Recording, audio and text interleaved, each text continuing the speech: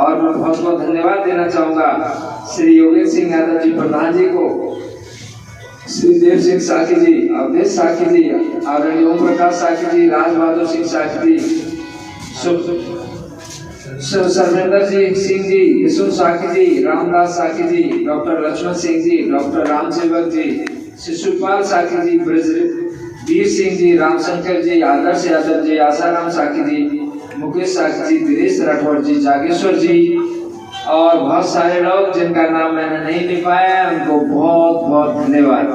Hello दोस्तों, स्वागत है नए में। तो आज आएंगे नवल किशोर साख हमारे यहाँ पे। तो आपको नंगला मेडिकल में समाजवादी पार्टी के स्टार प्रचारक एवं जनपद फरीदाबाद के प्रभारी, उत्तर प्रदेश में समाजवादी पार्टी के प्रदेश सचिव एवं अंतर्राष्ट्रीय कैंसर सर्जन बहुत बहुत सम्मानित आदरणीय डॉक्टर नवल किशोर साख जी का आज के ग्राम उत्तर में आगमन हुआ। और इसी श्रृंखला में मैं अनुरोध करना चाहूंगा परम आदरणीय डॉक्टर नवल किशोर साख जी से कि आप आए। हमारे परम पूज्य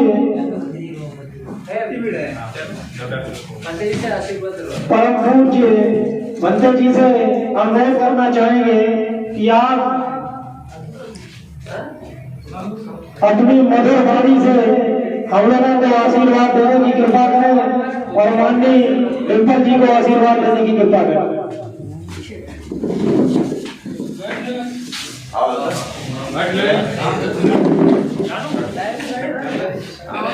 नमो भगवतो अरहतो सम्मा सम्बुद्धस्स। नमो तस्से भगवतो अरहतो सम्मा सम्बुद्धस्स। नमो तस्से भगवतो अरहतो सम्मा सम्बुद्धस्स।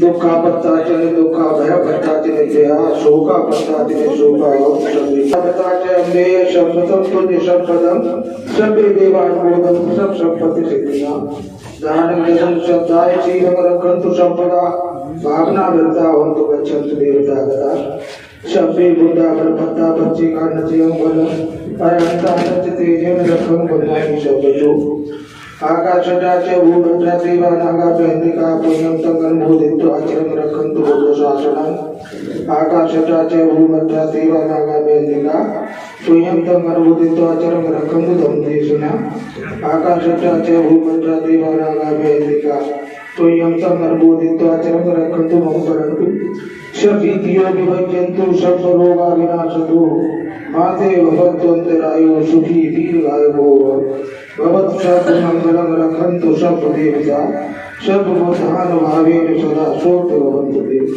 भवत् सर्वमंगलं रखन्तु सर्वदेवता सर्वधर्मानुभावेन सदा सोऽत्र भवन्तु ते भवत् सर्वमंगलं रखन्तु सर्वदेवता सर्वसंघानुभावेन सदा सोऽत्र भवन्तु ते सर्वादर्शी दर्शनित्यं कथा पंचानो चत्तारो धर्मा वर्तन्ते आयु वर्णो सुखं आय आरोग्य संपत्ति सर्व संपत्ति देवचा यतो निपान संपत्ति विनाशे सम्मतितो नखद्यक भूतानं पापग निवारण परित्तसानु भावेन हन्तो सत्यो बद्धवे यं दुर्मितं गभ मंगलत्ते न्योचा पुनापो सकुनस्य सत्तो पापाग होदेष्टनं नकर्तन भूतान भावेन विनाशनन्तु यं दुर्मितं गभ मंगलत्ते न्योचा पुनापो सकुनस्य सत्तो पापाग होदेष्टनं नकर्तन धर्मं भावेन विनाशनन्तु यं दुर्मितं गभ मंगलत्ते न्योचा पुनापो सकुनस्य सत्तो पापाग होदेष्टनं नकर्तन धर्मं भावेन विनाशनन्तु। सबका मंगल सबका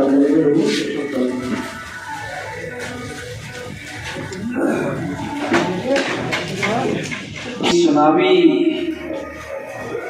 नुक्कड़ सभा की रात्रिकालीन इस बैठक में आप सब ग्रामवासियों का बहुत बहुत धन्यवाद, स्वागत और आज आपके बीच में हम लोग इसलिए आए हैं कि अब आज 2 तारीख आज हो गई, कल का एक दिन और है चुनाव प्रचार का, कल अंतिम दिन होगा। उसके एक दिन के बाद हम लोग 5 तारीख को वोट डालेंगे। हालांकि वोट हमने और आपने कई बार डाले हैं। बहुत सारे लोग मैं देख रहा हूँ 3-3, 4-4, 5-5 बार वोट डाल चुके होंगे। लेकिन इस बार का जो वोट है वो थोड़ा सा अलग है, क्योंकि 2022 में लोकसभा के उपचुनाव की किसी को आशंका नहीं थी। ये उपचुनाव आदरणीय नेताजी का परिनिर्वाण होने के कारण हुआ और ये उन परिस्थितियों में चुनाव हो रहा है जब हमारे किसानों की बदहाली हालत हो गई। आज किसान पूरी साल मेहनत करता है, मजदूरी करता है, अपने बच्चों को लगाता है,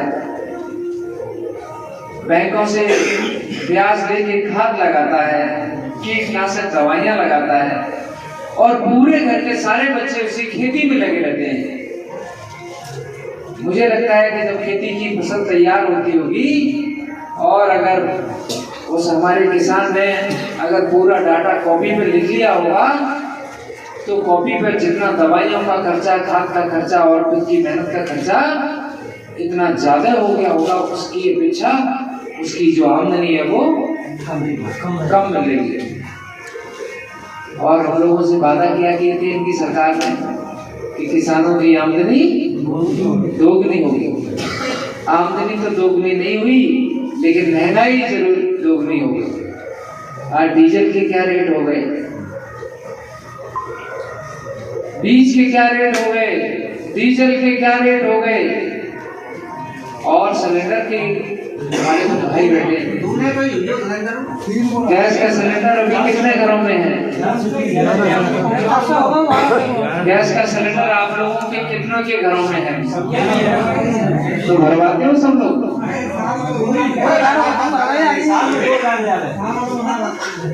साल भर हो गई और दत्ता कह रहे हैं कि हमने एक बार भी सिलेंडर नहीं भरवा पाया। सिलेंडर मालूम क्यों मिले थे आपको?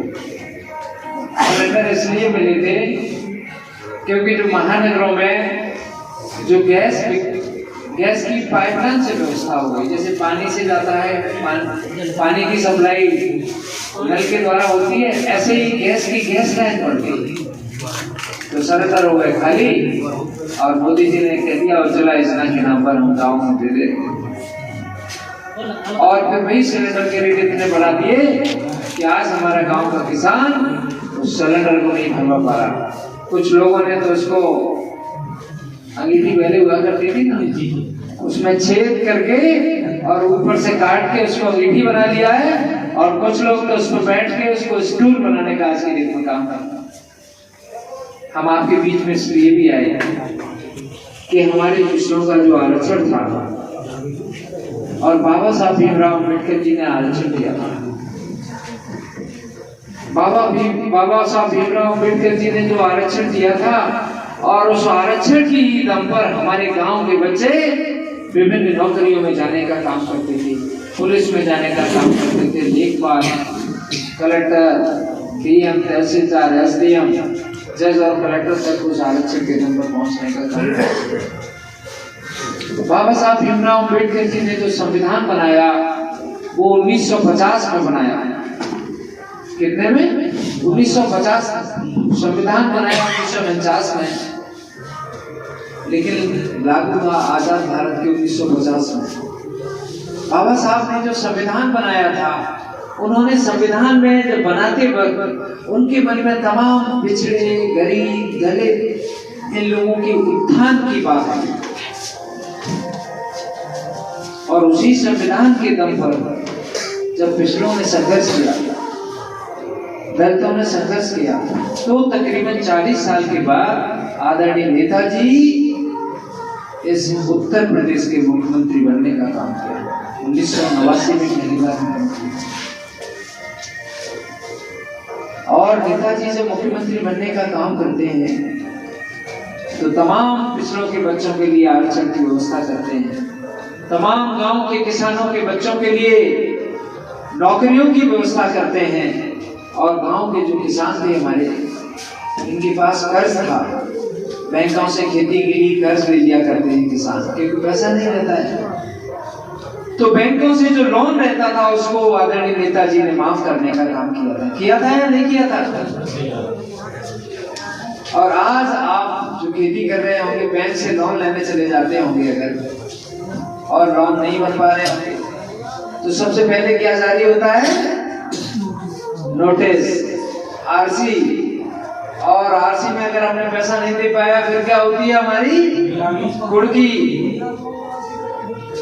और कुर्की भी अगर नहीं हो पाई, अगर हम नहीं कर पाए किसी तरह से, तो फिर हमें जेल की सलाखों में डाल दिया जाता है। क्या यही हमारे गरीब जो अपने बच्चों का पेट पालने के लिए बैंक से लोन लेता है, उसको जेल में डाल देते हो? और नीरव मोदी और माल्या जैसे लोग यहीं से हजारों करोड़ रुपया लेके विदेश भाजने का काम करते हैं। और दूसरे कुछ उद्योगपति हैं जिनको प्रधानमंत्री जी हजारों करोड़ रुपया उनको माफ करने का काम करते हैं। इसी देश में दो तरह की व्यवस्था चलती है। इसी देश में दो तरह का व्यवहार हो रहा है। हमारे किसान जो अन्नदाता है, जो फसल दिन रात मेहनत करके फसल पैदा करता है, उसके ऊपर और अत्याचार हो रहा है। और जो व्यापारी है, जो बिजनेसमैन है, और 3-4 बिजनेसमैन है, 4 बिजनेसमैन है जिनको पूरा भारत देश आज चल रहा है। मेरी समझ में नहीं आता इन 4 लोगों से ही क्या पूरा भारत देश का उद्धार होने वाला है। आज आप देख रहे हो कि देश के बड़े बड़े संस्थान बिक गए, रेलगाड़ी बिक गई, जहाज बिक गया, पानी में जहाज चलने वाले जहाज बिक गए, बंदरगाह बिक गए, एयरपोर्ट बिक गए, BSNL बिक गया, MTNL बिक गया।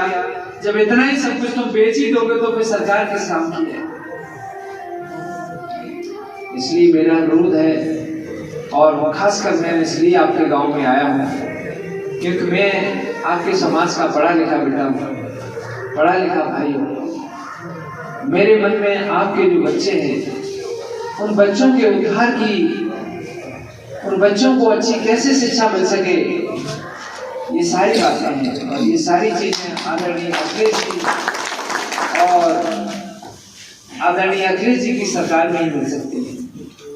क्योंकि हमारे गांव का भविष्य, हमारे गांव के बच्चों का भविष्य, या हमारे परिवार के बच्चों का भविष्य लखनऊ की विधानसभा और दिल्ली की लोकसभा से तय होता है।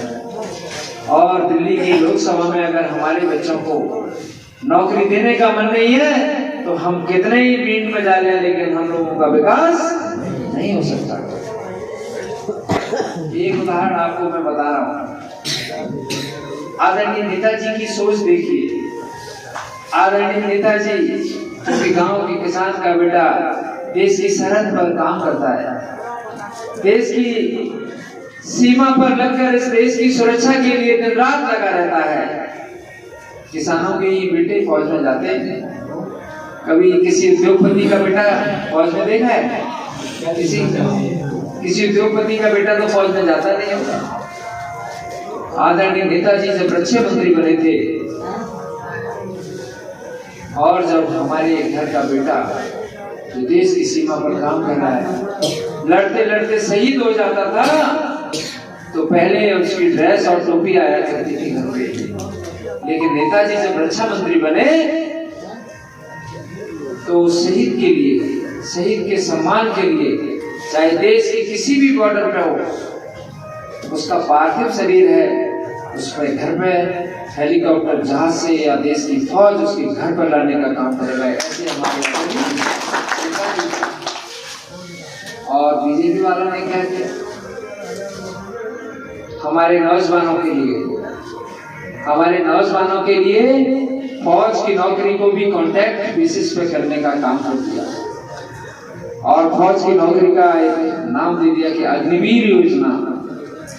और अग्निवीर योजना में 4 साल नौकरी मात्र आप करेंगे। मैं कह रहा हूँ एक BSc AG की पढ़ाई है वो 4 साल में कंप्लीट होती है। 4 साल में कैसे हमारा बॉर्डर पर काम करने वाला सैनिक परफेक्ट हो सकता है? और हम मानते हैं कि चलो परफेक्ट भी हो गया, तो परफेक्ट होने के बाद जब परफेक्ट हो पाएगा तब तक उसे घर पर भेज दोगे। मेरा अनुरोध है, एक तरफ नेताजी इन जवानों के लिए कितना काम करते थे, और दूसरी तरफ ये सरकार और सरकार के मंत्री, सरकार के राष्ट्रीय महासचिव हैं कैलाश विजयवर्गीय जी, जो कहते हैं कि 4 साल जो फौज में काम करेगा और जब उसकी 4 साल की नौकरी हो जाएगी तो वो जवान, हमारी भारतीय जनता पार्टी ने इतने दफ्तर खोल दिए हैं कि उन दफ्तरों पर आकर संतरी की नौकरी करने का काम करेगा।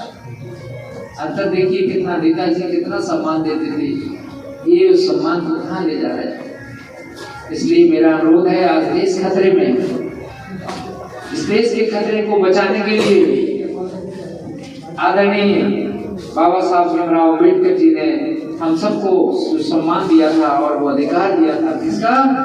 वोट डालने का। और वोट डालने की ताकत से ही इनको सत्ता पर बैठाना है और वोट डालने की ताकत से ही हम इनको सत्ता से नीचे लाने का काम करेंगे। और इस देश में जिनकी आस्था लोकतंत्र में है, भारत के संविधान में है, उनको बचाने का काम करेंगे।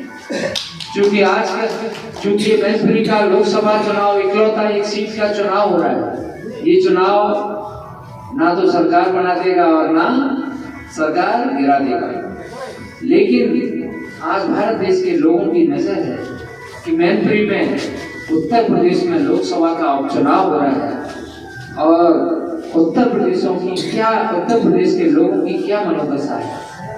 तो मैं कहना चाहूंगा, अगर आदरणीय डिम्पल जी यहाँ से चुनाव जीतने का काम करेंगी तो पूरे भारत देश में क्रांति की तरह फैलेगी, क्रांति की तरह आग फैलेगी।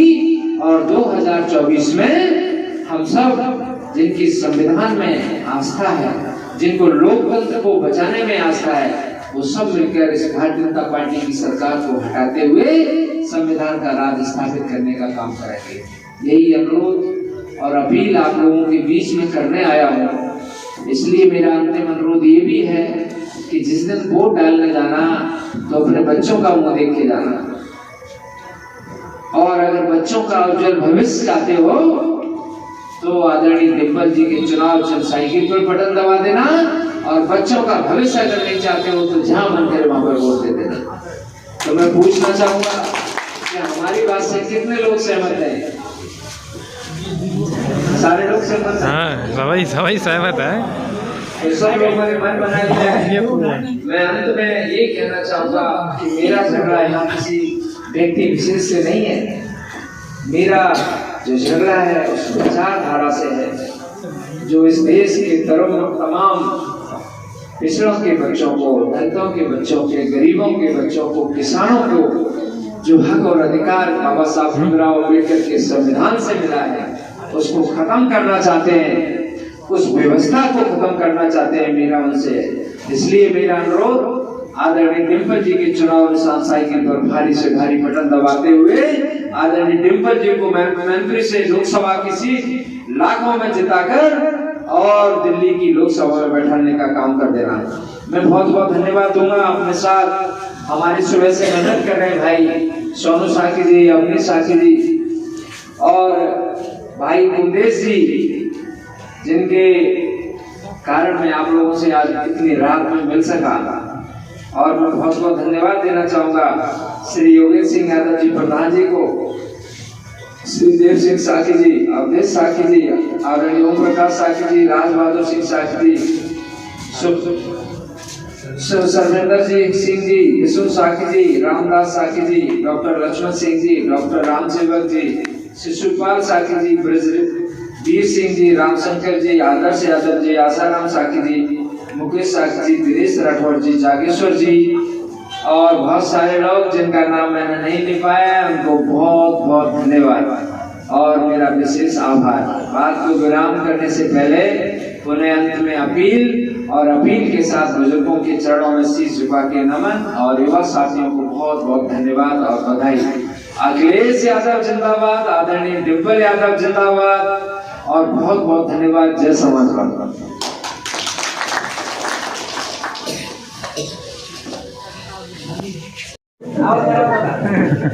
आपसे जरूर सम्मान कराऊंगा मैं आपको, हमें आशीर्वाद देने के लिए, ठीक है।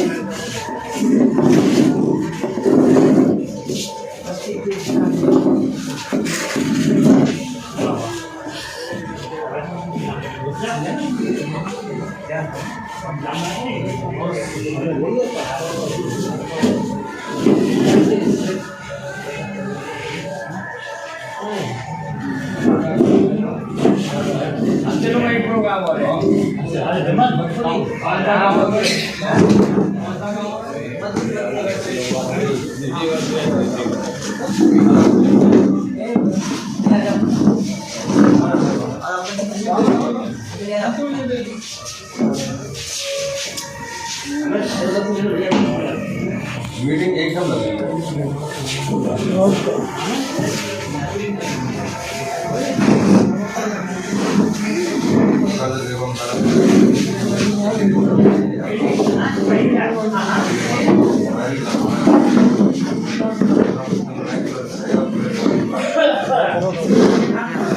खड़े रहो।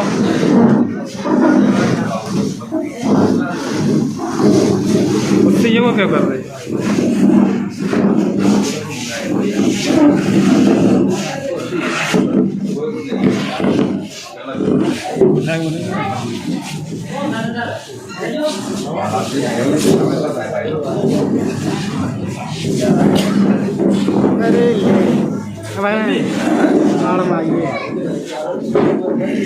सोनू का है? सोनू सोनू भैया, सोनू इधर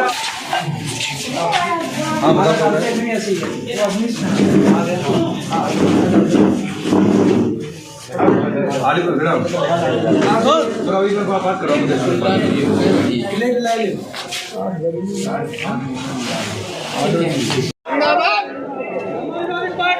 जिंदाबाद जिंदाबाद।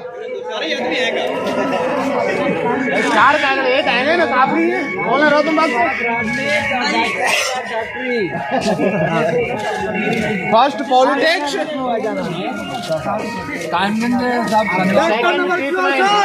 जिंदाबाद जिंदाबाद।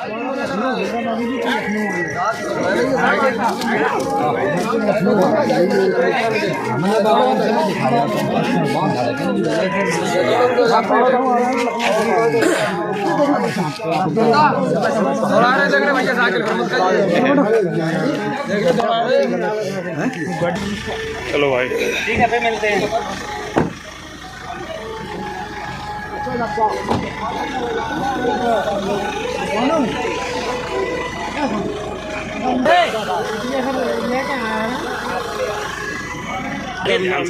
ठीक ठीक ठीक ठीक ठीक। तो डॉक्टर साहब चले गए हैं गाइस, तो अभी और रघुनंदन थे अभी हमारे यहाँ दोस्तों, हमारे यहाँ नवल किशोर आए थे, वो चले गए अभी उनको बधाई करके भेज दिया हूँ घर पे। तो वीडियो अच्छी लगे तो लाइक सब्सक्राइब शेयर जरूर करना। तब के लिए जय हिंद जय भारत।